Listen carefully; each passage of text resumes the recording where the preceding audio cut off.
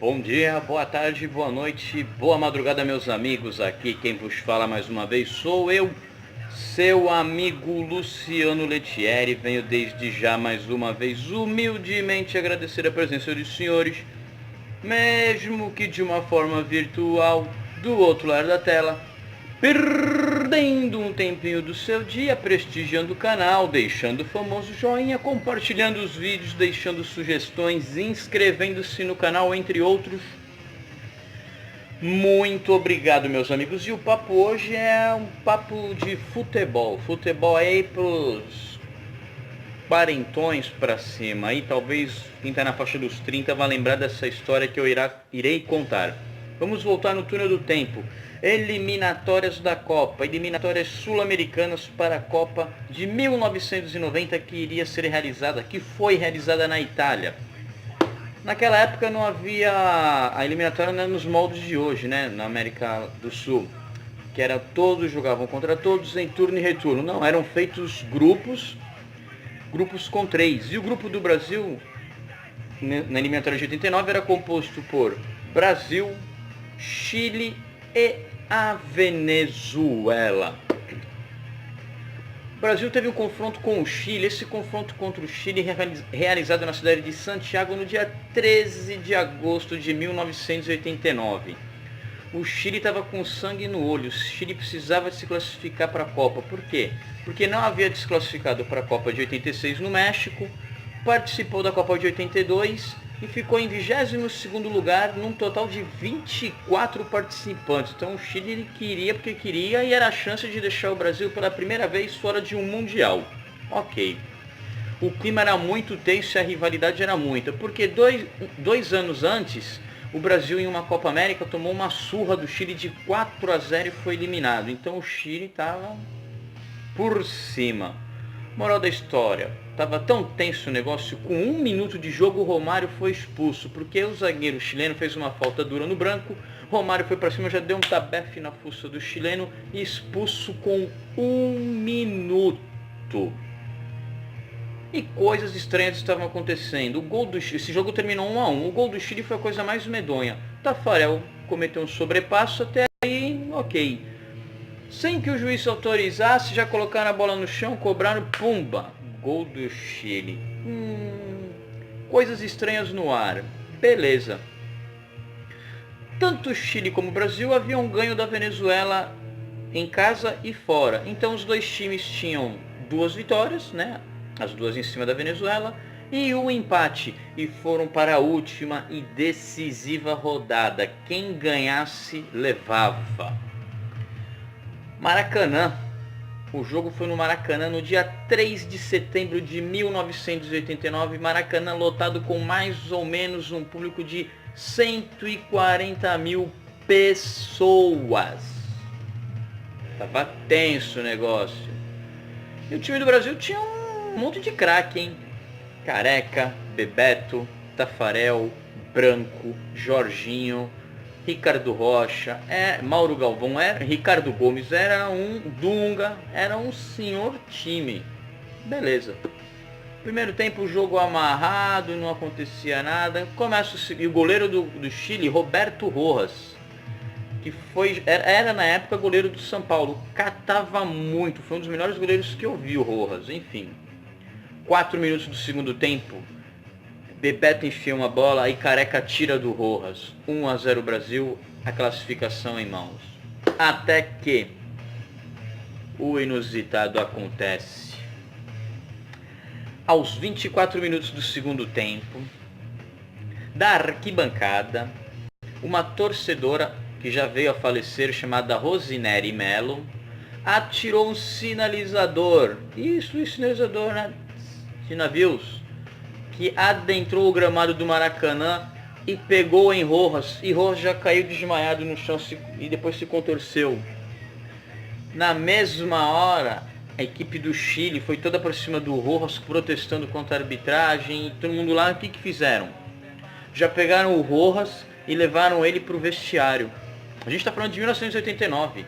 Então em um jogo de futebol não era que nem hoje, 397 câmeras com super zoom, não. As imagens demoraram a chegar, e quando as imagens chegaram, E nesse meio tempo, todo mundo com medo, por quê?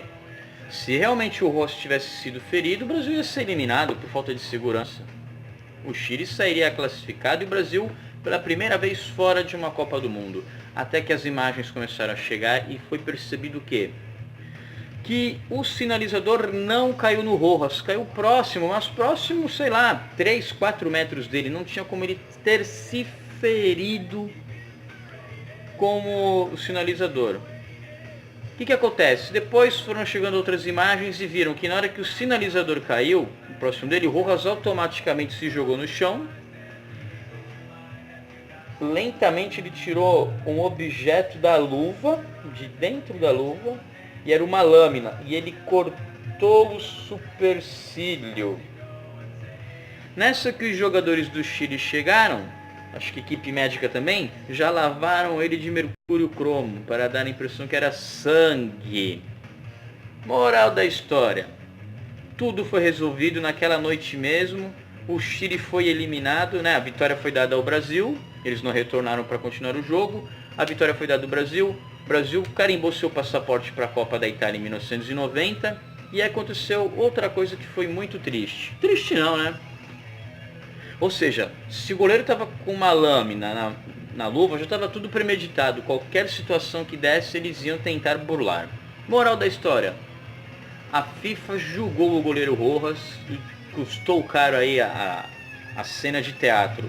Rojas foi banido, banido do futebol, não podendo exercer a profissão como atleta e nem como treinador, ou seja o que for, banido. E detalhe, o Rojas estava no auge da sua carreira. Quem tiver oportunidade, assiste os melhores momentos desse jogo Brasil e Chile no Maracanã. O Rojas fechou o jogo. Se não fosse o Rojas, era 5-6-0 para o Brasil.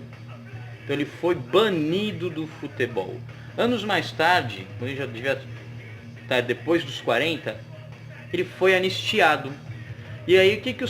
e detalhe, quando foi desvendado toda essa trama, essa farsa, no domingo mesmo o São Paulo já desligou o Rojas, não faz mais parte, dispensou o Rojas do clube.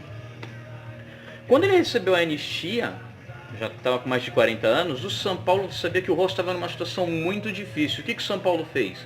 Foi lá e contratou o Rojas como preparador de goleiros. Isso, o Rojas no início dos anos 2000, preparador de goleiro. Acho que não sei se foi final dos anos 90, início dos anos 2000, preparador de goleiro do São Paulo. Quando os treinadores caíam, o Rojas entrava como interino. Numa dessas, aí que eu falo, não sei se o São Paulino vai lembrar disso, o Rojas assumiu o campeonato como interino no ano de 2003, se não me falha a memória. E aí ele conseguiu classificar o São Paulo para a Libertadores de 2004. Ele montou um time para o Cuca disputar a Libertadores de 2004, onde o São Paulo caiu na semifinal para o Once Caldas, e esse mesmo time foi campeão da Libertadores e do Mundo em 2005. Então, olha lá, na minha humilde opinião, tem um dedo do Rojas no título mundial de 2005. Eu posso estar enganado, mas enfim. Falei tanto, mas a trilha sonora acabou. Era Slayer, com o álbum Simpsons in the Abyss, lançado no ano de 1990, recheado de clássicos, dentre elas a música título, né? E vocalista chileno, Tom Araya. Tô falando de Brasil e Chile, nada mais justo que homenagear o Chile com Tom Araya. E esse CD aqui foi produzido pelo Ricky Rubin, hein? Olha, em 1990, Ricky Rubin, que produziu várias bandas aí, entre Metallica, nos últimos tempos, entre outros. Ricky Rubin que produziu o Slayer, ok? Espero que os senhores tenham gostado. Deixem o joinha, compartilhem, inscrevam-se, deixem sugestões. Acione o sininho que dá trabalho para fazer, ok? Até a próxima, meus amigos. Fui.